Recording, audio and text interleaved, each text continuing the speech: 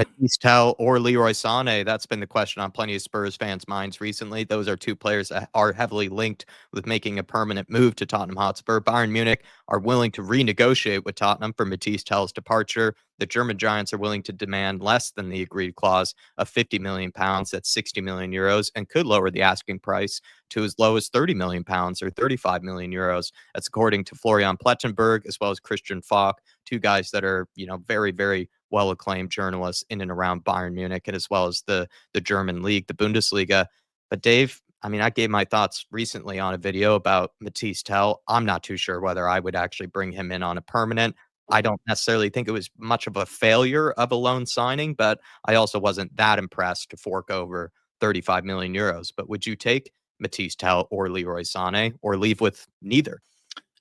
Look, I'm not Leroy Sané's biggest fan. You know that when we sit down and do our Champions League watch-alongs and that. I think there's a lot to be desired. I don't think he's at that elite level.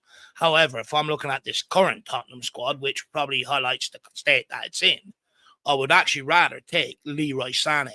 At least he still produces output across the whole season more than what Matthys Tel does. And if we're heading into next season where we want to compete across multiple fronts, Leroy Sané will be more consistent than someone like Matthys Tel. With Matthys Tel, you're buying potential, but we have a lot of potential.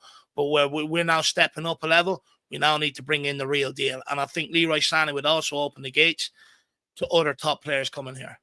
Would you be willing to spend 200,000 a week on someone like a Leroy Sané? Do you think he's worth those kind of wages at his age? I think he's around 29, 30 years of age. Look, I'm not.